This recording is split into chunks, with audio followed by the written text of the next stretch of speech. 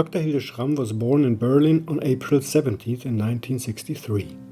Her father was Albert Speer, Hitler's chief architect and later armaments minister. Her mother, Margarete Speer, gave Hilde and her 5 siblings, as she says, a great deal of freedom of action and thought after the war. Hilde Schramm grew up in Heidelberg from 1946. There, at a Protestant girls' high school, she was taught history by the Jewish teacher Dora Lux, about whom she published a book in 2012. Perhaps there, along with her confrontation with her father's role in National Socialism, lies one of the origins of her extensive political and social activities, which continue to shape her life today. The word tolerance, understanding, esteem and respect can be seen as a guideline for her manifold commitment. Thus, the habilitated educationalist became involved early on in the peace movement and sat for several years for the Alternativist in the Berlin House of Representatives, of which she was deputy speaker in 1989-1990. She then headed projects against racism, right-wing extremism and violence in Brandenburg, and in 1994, long before the restitution of works of art became an inevitable issue for museums, collectors and sellers today, she used the sale of artwork from her inheritance to establish the Zurückgeben, Give Back Foundation to promote Jewish women in art and science. Later, Hilde Schramm served for several years as chairwoman of the association Contacts with Countries of the Former Soviet Union, which, among other things, worked to obtain compensation for Soviet prisoners of war for forced labor performed. In 2015, she was one of the driving forces behind the founding of the association Respect for Greece, which strengthens the critical examination of German and European policies towards Greece, initiates cooperations and supports self-help projects on the ground. Since the refugee crisis, she has taken in refugees in her Berlin home. In 2004, Hilde Schramm received the Moses Mendelssohn Prize of the City of Berlin for her life's work. 2 years ago, she received the Obermeier German Jewish History Award. Mrs. Schramm, the 3rd of October was a Wednesday. With the entry of the German Democratic Republic to the Federal Republic of Germany, the reunification was formally completed. How did your working life change from the 2nd to the 4th of October? Überhaupt nicht. Not at all. That's because from October 2nd to 4th I wasn't in Berlin at all. I was in London. I was invited to speak at a subdivision of the Labour Party about green politics. And there were several other appointments there, so I wasn't here at all, so it couldn't have changed. In what way was the US military and the US administration still involved in the realization of the unification from the 2 parts of the city? Had they been a desired and absolutely need or uninvited advisors? Meine subjektive Erinnerung ist, My subjective recollection is that they did not interfere, neither advising nor inhibiting nor promoting. But that is my limited view. Not of the whole policy of the federal government, but only of Berlin. And I don't deny that what I say is probably quite wrong, because I didn't hear the background discussions. There may have been background discussions, but they did not affect my fields of work and my activities. That is my subjective recollection.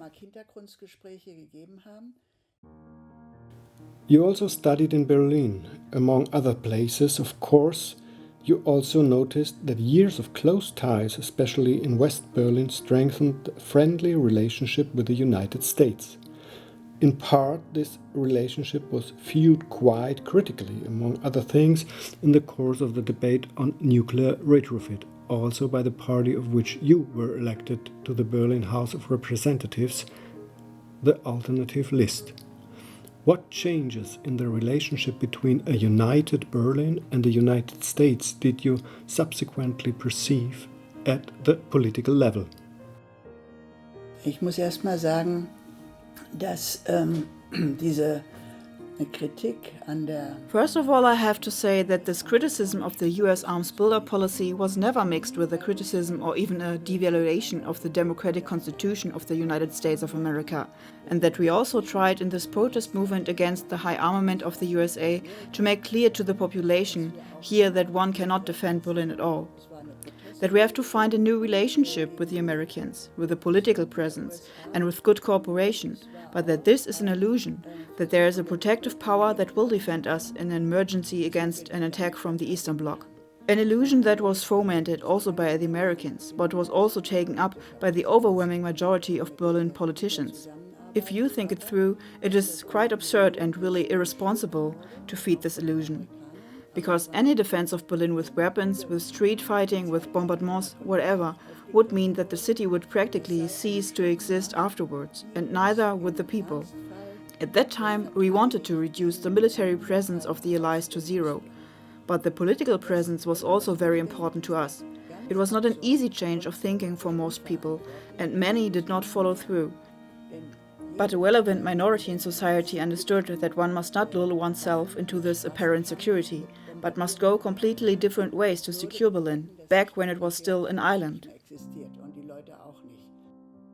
In your function as deputy speaker, did you get into difficult or unpleasant situation in this regard with regard to the Allies?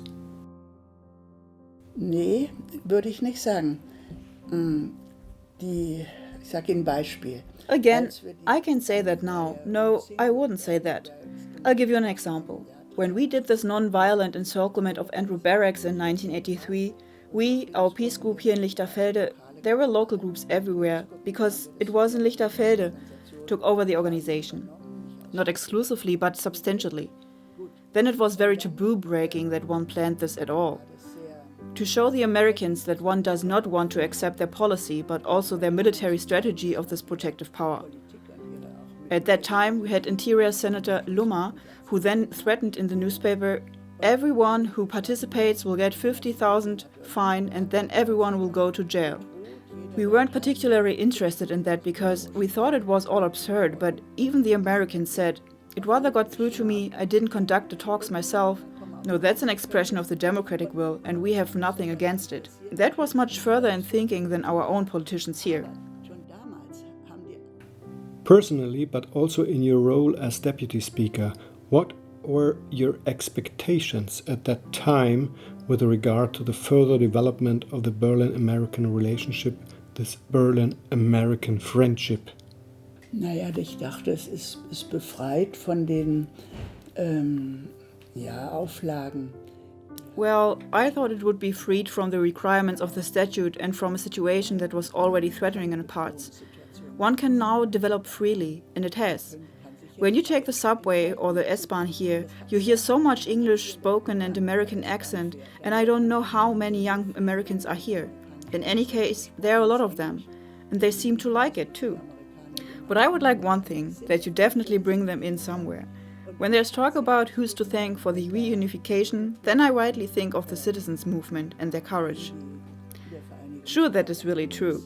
The fact that no shots were fired is no longer mentioned, but at least the GDR rulers at the time did not give orders out, perhaps of helplessness. The stories are always a bit diffuse, but in the end, tanks were not rolled against them and no shots were fired, not even in Leipzig. There were attacks, but not like that. There was a danger at that time. We had already experienced Hungary and Czech Republic earlier. Not here, but there. And then one forgets to say that it is all the merit of Mr. Gorbachev. And that is my deep conviction. In the background, he did not give a placet for violence. And later, he openly expressed his opinion about it. And they no longer felt covered. That's why they were so perplexed. So that Mr. Krenz was then called by Leipzig what they should do, and he simply doesn't call back. That is, he didn't know what to say. Then, fortunately, they agreed with the local SED officials that they should not proceed with violence now. That was the real November 9. Please tell us why you choose this picture. Unterstützen statt unterwerfen, das bin ich. Das ist eine Kundgebung. It says support instead of subjugate. That's me. This is a valley. Brandenburg Gate in the background, and here you still can see something of it, where we invite for a rally. At that time we had founded an initiative with this name, because we were very dissatisfied with the way West German politics and West German society in its majority behaved towards the citizens and the institutions of the GDR. That was already a subjugation in many respects, and it was a dismantling of industrial facilities where it would not always have been necessary. One did not look at what potentials were there. I certainly know from the higher education sector, because that was my area in the House of Representatives at that time, that you look where people who actually have good approaches but didn't have the chance to study international literature like we did. And of course, they were also ideologically restrained, but also ready, first, to rethink, and second, already on the way to independent work. That you definitely promote such and don't throw them out right away. Of course, the applicants from the West were always better. They couldn't have long literature lists. So I was very upset by that, and here in Berlin you couldn't experience it firsthand. In the West it was far away, but there you could experience it up close. It was really terrible how people were treated. And at first, many of the civil rights activists had the idea that they shouldn't unite right away, but that they should grow together slowly. You listen first and then you take up something, or give people a chance. None of that took place. It really didn't happen. And the majority of the citizens of the former GDR wanted that. They had all seen Kohl's blooming landscapes before them, didn't see what unemployment meant, that there was no longer any security. They didn't see it all. And they weren't told about it either. And that's where we tried to counteract. That was the background of this initiative. And that was an attempt to create awareness about the need to treat each other differently, not just with fine words, but in everyday life.